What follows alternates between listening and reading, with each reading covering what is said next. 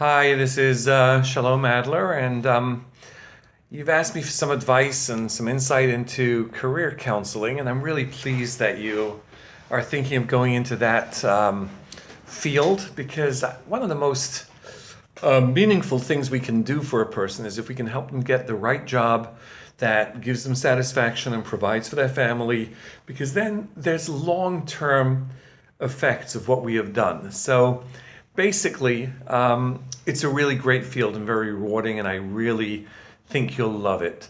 Obviously, when it comes to finding a job or deciding on what career we should have, there's two real things to take into account. One is, what are our qualifications?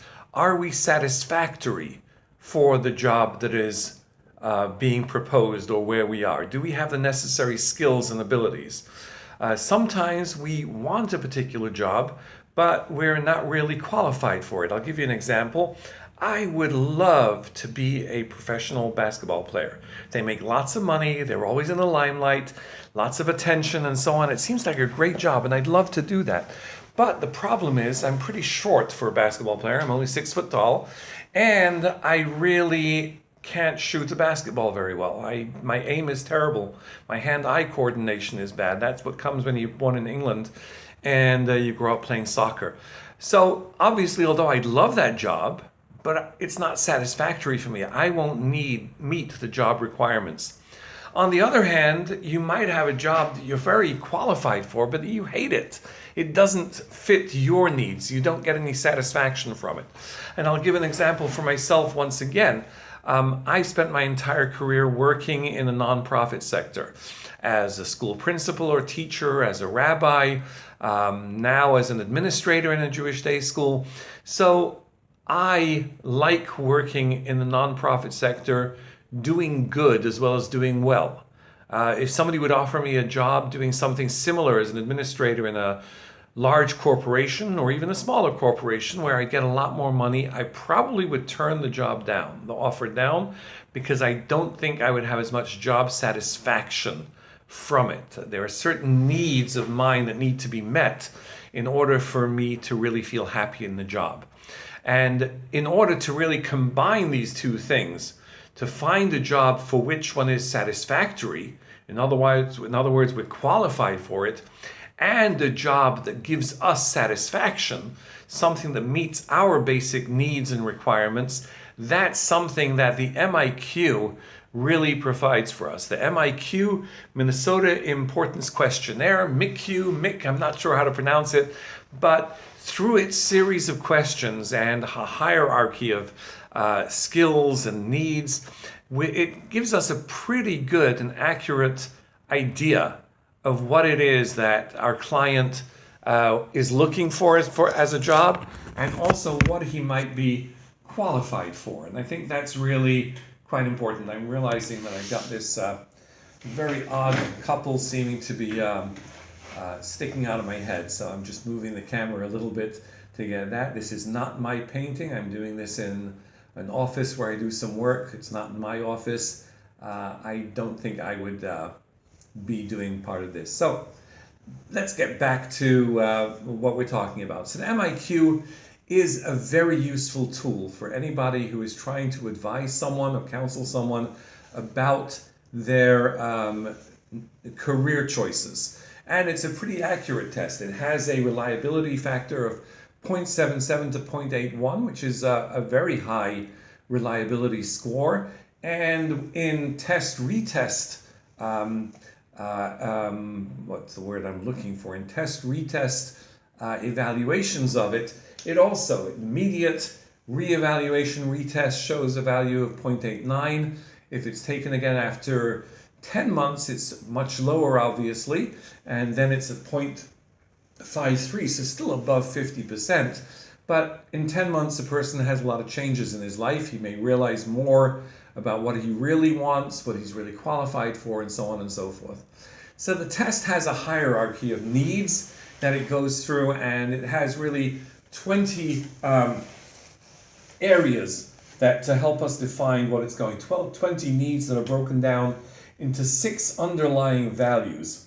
And these are called occupational reinforcement patterns. They reinforce our desire to have this particular occupation. And so those 6 underlying values are comfort value. Are you happy with where you are? Do you feel excited going there in the morning? Status value. Do you feel appreciated by your colleagues? Are you getting promotions? Are you the face of the company? Things like that. Altruism value. Does your job provide for the benefit of society? Are you doing good as well as doing well? That's an important question for somebody. For some of us, like I said about me. Safety value. That implies that are you secure in your job? Is this not a fly-by-night? Is it providing enough that you could stay there for 20 years and have a good 401k and pension plans, etc., good medical insurance plans? And then finally, autonomy value. Do you have the ability to express yourself? Are you not being micromanaged from above? All of these things go into the way a person's occupational satisfaction is defined. And so the questionnaire, which takes about 35 minutes if you do it one way and 20 minutes if you do it another way, and I'll get back to that in a minute. The language and reading level is about 5th grade level, but it's really not recommended for people who are very young, like very early teens, because although some early teens do know what they want to do with their lives, most of us don't. I remember probably around the age of 12 or 13, I still had dreams of being a fireman. I just loved those red trucks and climbing up ladders and spraying water all over things. By the time I was 16 or 17, my dreams and aspirations had changed greatly. And they continue to evolve and change over, the last few decades also. Things that I really thought that I wanted, I found are no longer that important for me. And things that I really thought, I could take it or leave it, I find that I now feel are really critical to me feeling satisfied with my job. And so it's 2 ways of doing this. One is a paired assessment, which would take about 35 minutes, as I said. And what's done there is each of these values is paired with another one. And you need to choose which of those 2 do you feel is more important to you. And although it might appear to be repetitive, but what you'll notice is it's never the same pair. There will be the same one asked numerous times, but always paired with something else. So that way we get a good idea of, is this something that's really important to you, or is it something that's not that important to you? Another way of doing this is a ranking value, which goes a little bit quicker, about 20 minutes. And for this, basically, there's a scale of 1 to 5. How do you rank these needs? Which one is the most important is 1, which is the least important is 5. And through a series of questions, which might be somewhat repetitive again, but less repetitive for the most part, you will get a sense of a person what his real hierarchy of needs are.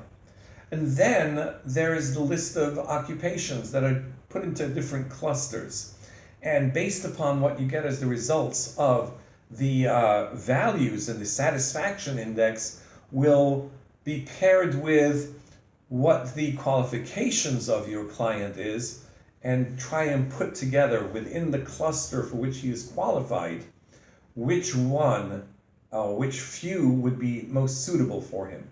So for example, if somebody is very qualified as being a salesperson, but they show a strong sense of altruism and social responsibility. So they may well be more suited to be a fundraiser or a director of development than a fuller brush salesman. I'm showing my age here. Or going out and selling satellite TVs. They might get more money and more commission from selling satellite TVs, but they would be using the same skill set and feel more satisfied if they were raising money for a worthwhile cause, be it something that helps a community with the disease prevention, whether it's a religious school, whatever it might be, whatever tickles the particular person's fancy, that would pair them in the right cluster of jobs. If the person has skills in drafting and kind of commercial design, maybe an architecture degree, maybe engineering would be a field to follow. Now, it's very important to realize that sometimes these results will be skewed. And this could happen for a variety of reasons. It could be the client can't really be bothered. He thinks it's a bunch of hocus pocus, so he just answers them randomly.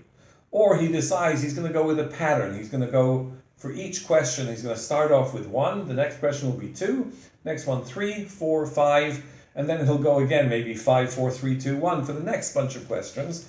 And obviously, if he's doing it that way, you're going to come out with a very, very inconsistent result. And that's really what we call we're looking for a logically consistent triad. And what that means is that when there are 3 answers, three things, are they compatible with one another? Or would you have that 2 of them cannot be compatible with the third one? They're totally inconsistent. And for here, you're looking for above 33% of consistency when doing the paired assessment and above a 50% of consistency when doing the ranked assessment. And these are very important things to take in mind, to put in mind. Always remember that no matter how many tests we do, and this test is scored by computer, you get the results, and it gives you an idea of where your client is headed, but there's still more work to be done.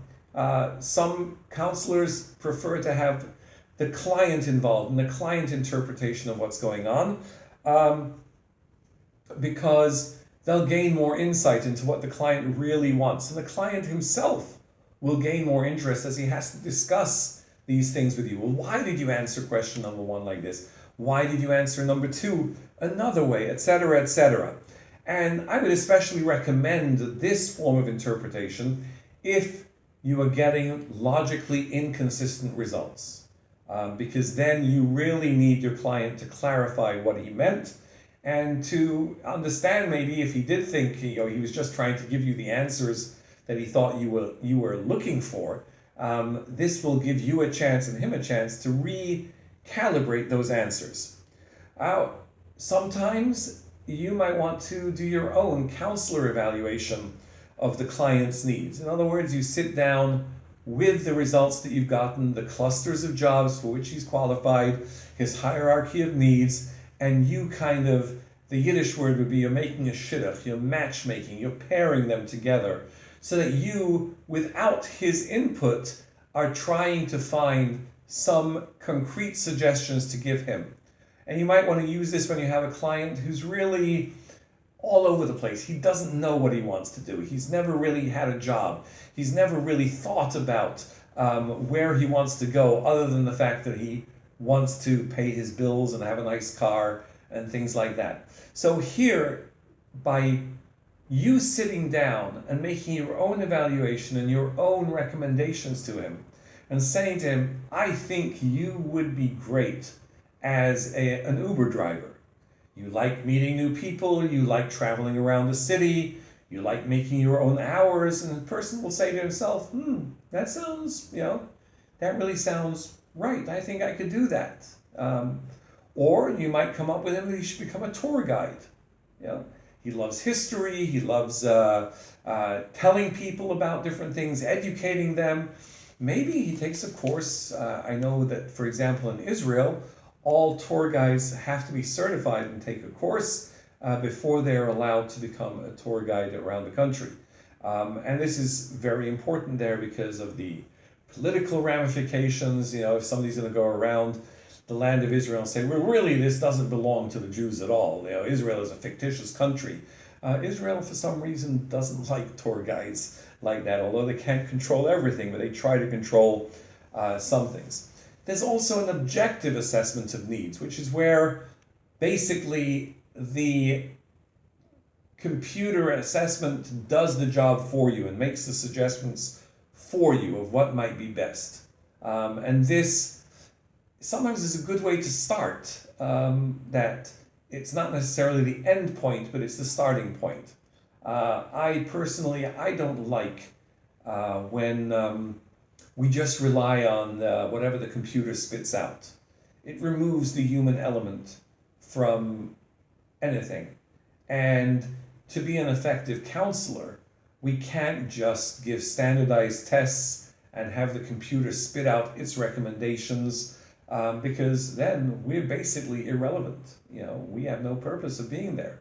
They could go into a closed compartment, do the test, and press a button, and 15 minutes later they get their recommendations and they go out and they try them. So the human element is very important. So after the objective assessment of needs, we can then have at least somewhere where we can start with the client and say, well, what about this? This seems to meet needs X, Y, and Z, and it still needs the following qualifications that you have. And the basic goal of the whole MiQ assessment is to correspond the needs to the occupation, what the client needs and what he might do for an occupation. That's what the whole assessment is. It's a great tool, but like all tools, it's only good if the person using the tools know what they are doing. I'm not a handyman. If somebody for Hanukkah this year were to buy me, a whole craftsman set of tools, they've wasted their money. I mean, basically, because beyond a screwdriver, a little bit of hammering, and using an Allen wrench, I'm lost. I'm not going to do anything with it. So I got the tools, but I don't have the right training to use them properly. And this not only could be a waste of time, but sometimes could be downright dangerous. If I think because I have the right tools, I can work on the electrical wiring in my house, could be very dangerous. And I've had times, when I tried to fix some plumbing feature in my house that I flooded a room or two, and my wife wasn't that happy about it. So educate yourself about it. Meet with other people like me who've used it in the past. Some are great fans of it. I am. Others may not. There are other tests out there too, but this is the one that I feel most comfortable in recommending for you. Do your own research, and I'm really, really psyched for you that you are trying to get into a field that I believe, as I said at the beginning, will have a lasting impact on those clients who come to you. So with that, good luck to you, and we make our own luck by the preparation we put into it and the effort we put into it. And I'm confident that you can do it. You got the right skills, the right tools, and they will give you the satisfaction you need. There you go. That's an MiQ evaluation right off the top of my head. Bye.